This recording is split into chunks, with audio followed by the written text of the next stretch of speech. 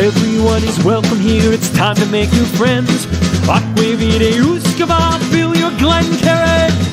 Share a dram with the spirit of Edmonton. Slancha! Slancha! Good evening, Whiskey Brothers, Whiskey Sisters, Whiskey Friends, and welcome to episode 73 of the Canadian Whisky Journey's Whiskey Review. I'm Dolph, creator of the Canadian Whisky Journey, president of the Alberta Scotch Society, your host tonight. And we're continuing our Canadian Whisky Journey with another installment of the Banff Whisky Experience Preview Series. So it's a mini-series that focuses on the distilleries that will be definitely part of our masterclass or the panel discussion that I'm leading. And I'll just show a couple pics. It's these ones right here. So there's the Banff Whisky Experience. Here's the masterclass itself. And let's get that off, and here are the two boys that are going to talk to me about it. So we are honored to have Kris Sustrik with us tonight. He's co-owner. He's the head distiller at Hansen Distillery. We've got Sean Kincaid right beside him, Dark Cloud, and he's not there. There he is. And how are you boys doing tonight? Oh, not bad. I'm a little bit rough. Just got off the ice, so craziness. I haven't even made it into the house yet. I'm still in the garage, so. That's what dads do. Yeah. And forever and ever and ever. It's going to feel like it's going to be years. It's going to feel like a lot. You have nothing in your glass tonight because you just got off the ice, but Sean's got something in his glass. What do you got, buddy? Yeah, I've got, speaking of Banff Whisky Festival, this bottle will be launching at Banff Whisky Festival. It is the Hansen Northern Eyes cross-border collaboration. So it's a collaboration between Hansen, PWS Imports, and Boulder Spirits. So what happened was PWS was able to get us a Boulder cask that had held their sherry bourbon. Yep. So it was a sherry cask that finished in bourbon. They sent it up to us, and we've put in a 4-year-old Northern Eyes rye. And it sat there for about 17 months to finish. Okay. And so it'll be a single cask release. It'll be 50% ABV, and it'll be officially launched December 2nd at Banff Whisky Festival. And then I believe the Wednesday after, it'll go live on the Hansen webpage. All right. And Kris, for our masterclass, is that the one that you're bringing for us? Is that the one? I believe I am. That's the one. All right. Well, we don't tell people. It's probably the one they're going to see.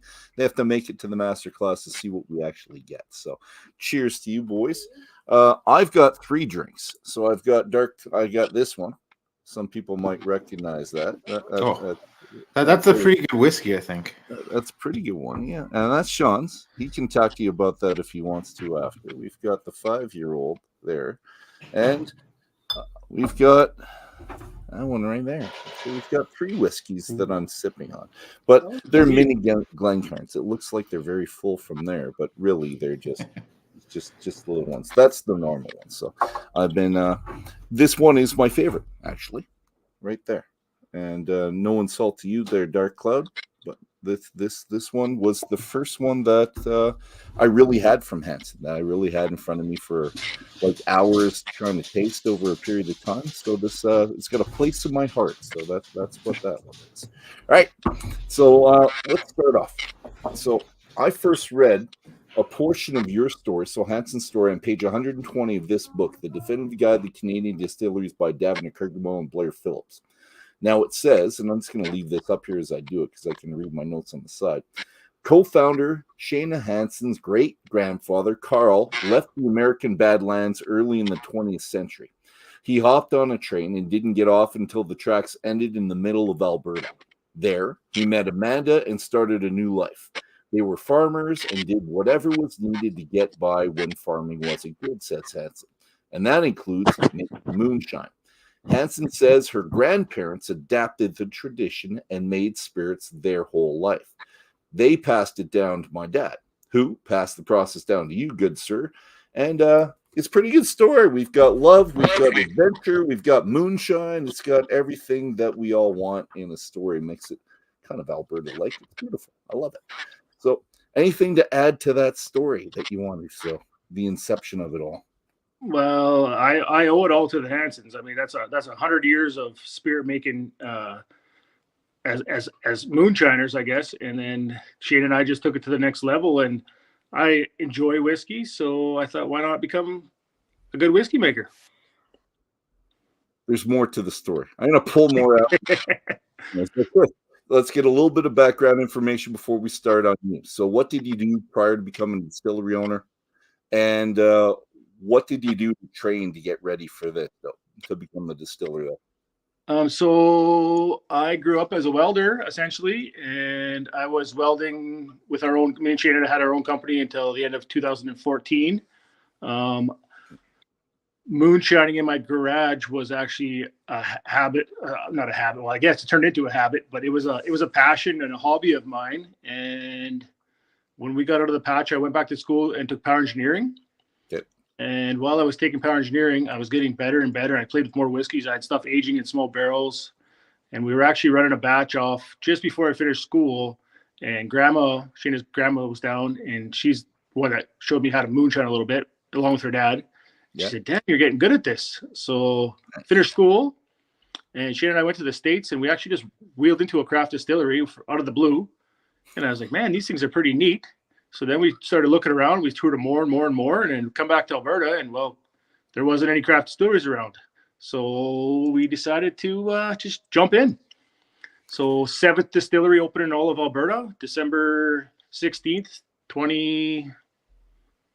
what the heck was it now? That's coming on 7 years ago now, 2016? 2016, okay. Yeah. Who was right before you? You say you're 7th, so I'm wondering who 6 and 8 are.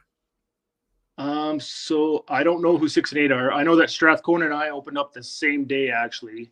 Really? I was the 7th distillery in Alberta to get my license. So the big four, and then Eclair, Rig Hand, and then me and Strathcona, I believe, were the next in line. Okay. Good stuff. And let's hear the story. How did you meet this guy beside you? This guy, well, he was my neighbor. This guy was my neighbor in Spruce Grove, and just knew him as just the guy that, running around chasing dogs. That's what we both did down there. He chased his, I chased mine. And next thing you know, I found out this guy was just huge into whiskey. So that's just kind of how we connected. Whiskey brings people together, right? So it does too. And Sean, why don't you tell us a little bit about this one? Because this kind of talks to your role a little bit that you've adapted there at the distillery. Because before this, you're a guy that just visited the distillery. You'd talk to the owner, have fun, drink some of his stuff. How did you get to this point? Well, I'll hold it up while you talk to this guy.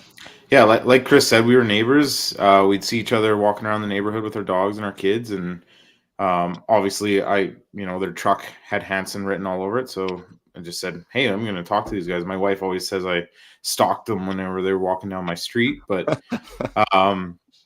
yeah. And then Kris kind of looked into me a little bit and saw that I was huge into whiskey, and they just started inviting me down.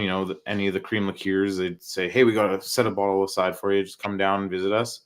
Every time I'd go in, and we'd sit in the back and we'd just talk whiskey, and friendships were formed. And then through my connections in Canada, we kind of decided that we were going to do a little bit of blitz for a couple of their releases, and it went pretty well. They started getting recognized across Canada with their exceptional rye, which wasn't a surprise to me. And then kind of as a thank you and a token of our friendship, Kris just said, "Let's pick some barrels and let's blend a whiskey." They'd never done a blended whiskey. Everything was single cask releases. So we just took 5 casks and put them all together. And, we sat around one morning playing with all the ratios, and kind of had in my head, having all the bottles of different releases, kind of had a formulation. And then, we just sat around, tweaked it, got the ratios just right. And that bottle is what came out of it. And we proofed it down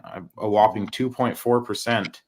From cast strength down to 60, and we figured, we actually proofed it down like 58, 55, 50, 46, But this one came out. So. Yeah, 60 was the sweet spot where we didn't lose any of the flavor, and especially the nose. The nose, as soon as we even dropped to 58%, the nose fell right off. So we just said 60%. You know, it's a one-time release unless there's a Dark Cloud 2. But even if there is, Dark Cloud 2 will be completely a different blend. So yeah, we just said it would be for the whiskey drinkers, the ones that like a little bit higher proof. And I mean, I've had some of my friends that don't drink whiskey at all, and they grabbed it and they love it, and they drink it with some ice or make cocktails with it. And yeah, but it blew me out of the water when they asked me if I wanted to do it, and of course I said yes. So absolutely. Yeah, that's the Cole's Notes version of how it came to be. That's what you'll be doing next time. So Dark Cloud 2, you'll be jumping around all these barrels again, trying to find another combination of. Will you stick with kind of 5, or are you going to hit like maybe 3, maybe 4? I'm wondering because it just makes it more complex when you're going to 3, 4, 5, 6, 7, whatever barrels are in there, and trying to keep them in mind and playing with them. Yeah, definitely. I mean, it'll combinations, right? The biggest thing will be what I have access to. So obviously it has to be legal. So like the kind of the secret ingredient in the first one was the triticale, which had just crossed the 3-year barrier. So we were able to use that. I've tasted, Kris has pulled some samples from some almost 4-year-old triticale, and it's coming. I'm begging him to release it as a bottling, but yeah, it's good, and it'll probably be heavier on that, and there may even be a little bit of single malt that might find its way into a blend in the future. So yeah, playing with some single malt and some other casks that are in the warehouse will be a lot of fun. Single malt, triticale, and a splash of rye. Yeah, I'm liking that. Sounds good. And finished, not finished, married together for a certain amount of time. You married these for how long afterwards when you actually got your blend? Man, I mean, we did the initial blending in end of February, beginning of March, and it wasn't released till July. So they married together for about 3 months, I think. Okay. All right. So, Kris, question for you now. So I asked this at Grain Hedge last week, but it works for you too. So who did you speak with when trying to nail down the feasibility of opening your distillery? Because you decide, I'm going to open it. Maybe I've got the backing, I've got this, but I'm talking about the space you needed, the equipment, the barrels, the timeline, the cost that goes with each one of those. So I'm wondering if you had like one mentor you kind of went to kind of bounce the idea off of. Mostly. So for me, I actually went and took a little course in Kelowna, which was Prohibition University. Okay. And that was what I wanted to use for knowledge on how to start a distillery. And so Malcolm actually was the teacher there. And then I actually hired him on as a consultant to help me source a bunch of different stuff. Okay. And then I'm all self-funded, so I never went to the bank or anything for that stuff. So that was easy for me on that part. Yeah. But sourcing my stuff, I'm a research kind of guy, so I knew what I wanted, researched where I could get it, and pulled the pin. Essentially, is what I did. I'm a jump all in kind of guy. I'm all in. I'm done.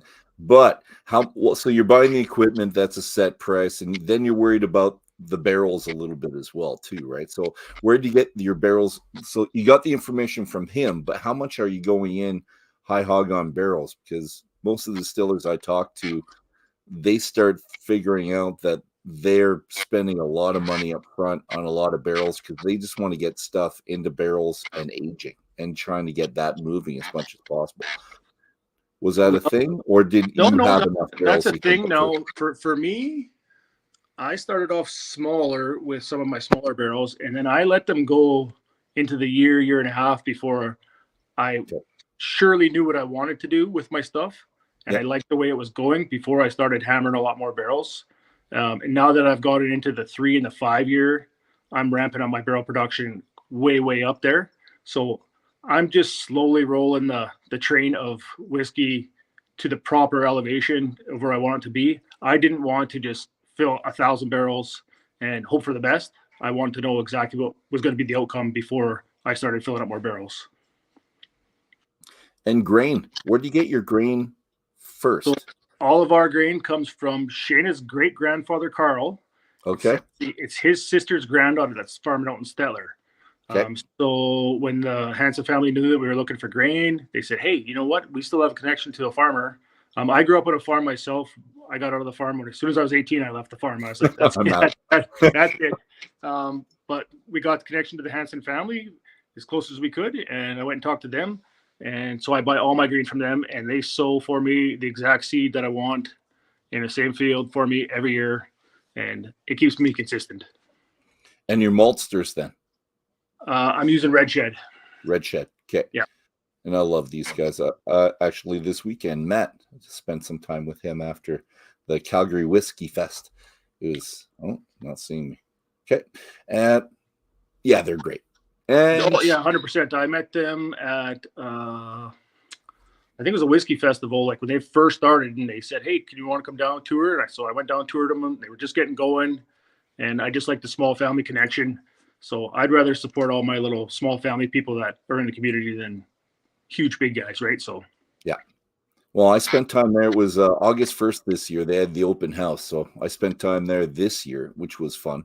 Talked to his dad, showing me the difference, because I'm a city boy. I don't know the difference between, I don't know.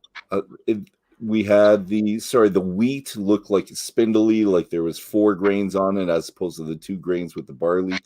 But I didn't know this from the side, and they can tell from a distance, obviously, what's on whoever's crop. He's looking across the road and can tell me whatever people are growing.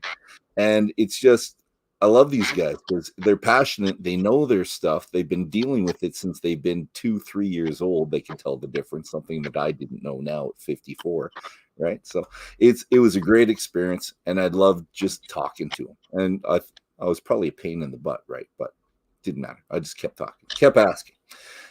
You know what? I'm going to go to the friends question, because you got a buddy beside you, but you have a unique kind of relationship with friends and what they do with your distillery. So something you don't see at many distilleries, where really the friends kind of step in. So tell me about those that are outside of the family that had a big impact on you in the distillery, other than this guy.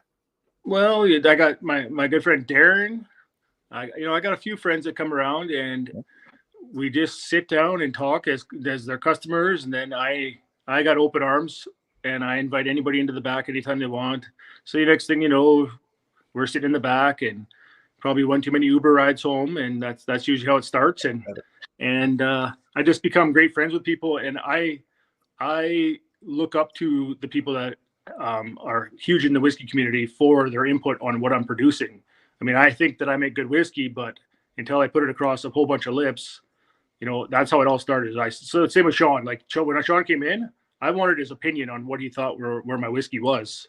So I made him blind test a whole bunch of stuff, and that's how it started, right? So. And you got to blind test them too, because they'll blow smoke up your butt right at the beginning, because they don't know you very well. They want to make you happy, right? So if it's a blind test, what do you taste? What do you like? What do you not like? That's kind of the way to go with it, right? And that's what we did, yeah. Your friends not just doing that; they're brand ambassadors for you. So they're out there, they're selling things for you. You go to trade shows, they're helping you out behind the booth. They're kind of hands-on friends that are working for you, but not working for you. They're not getting paid. Well, you get paid in whiskey, maybe, but no dineros, right? No. I try to take care of everybody one way or another. Sean's money from his bottle actually is going to Sean's charity for pups there. So He didn't want the money himself. He wanted to donate it to a charity, which is super cool. And we love doing that kind of stuff. I mean, I'm a dog lover. Sean's a dog lover. So that's like that. Any way I can help people out, that's how I like to do it. And you scratch my back, I'll scratch yours. All right. Your whiskeys, if I look at all these, are they all non-chill filtered? Are they all natural color? Tell me essentially your style. Even though these change, tell me something that stays the same right across the board for you. Well, if you don't know, I'll tell you that I'm 100% rye guy. I love my rye. I'm straight up a rye guy. I don't chill filter. I don't add no color. I don't add no caramel. It's my rye. It's my distilling, and it's the barrel. And that's what whiskey should be. Yes, it should. I agree completely. Let's talk about, because you're doing rye, and rye's hard. So do you do rice husks and enzymes, different types of enzymes, 2 enzymes with the husk? What type of combination you do to lubricate those? A bunch of all of it. I've tried every different way. We've used malt in there. Red Jet's doing malted rye now. I've used some enzymes and a whole lot of scrubbing.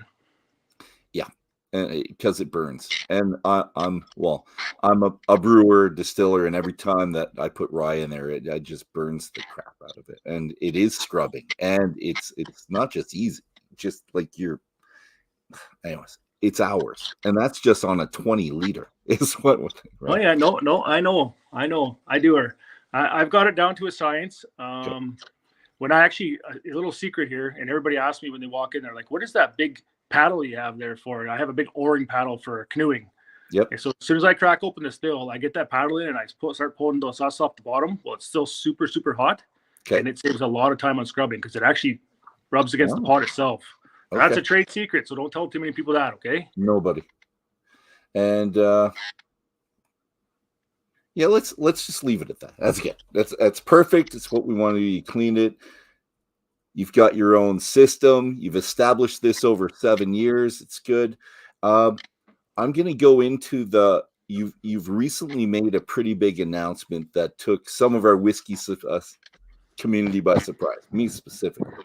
And can you tell us what that was and what the near future holds for Kris? Oh, so the news is that the distillery is for sale. So we have a 4-year-old and a 2-year-old, and right now Shane and I are being torn between family time and distillery, which is another part of our family. So we're going to sell off a portion of this distillery or the whole thing to new owners. That they can run the front and the day-to-day and all that kind of stuff. Yep. Everybody that we've talked to so far is on board with me staying on as the distiller. I don't think that I'm going anywhere. I think that we're just going to pass off the front of the house and the distribution. I mean, as a distiller, I distill, I clean toilets, I do deliveries, I do it all right now, books. So as soon as I'm done here, I'm going to be in the office for 4 hours, so that's the way it is every day. So I love distilling. I like making whiskey, and I'm probably going to be focusing 100% of my time onto that, and then have a nice set schedule so I can be home every night for supper with my kids. That's it. The work-life balance, family first, and a lot of respect for you for doing that. So good. And that's truly what it is. It's so, I don't want to see, we're not selling it to just anybody. We're picking and choosing who even looks at the place. So it's going to be going to the right people that are going to carry on the legacy, essentially is what it's going to be. And I'm going to work with them on it. So nice. Excellent. Good to hear. And let's say you got bought out. Some, I don't know, Wisers comes in. They decide they want something in Edmonton.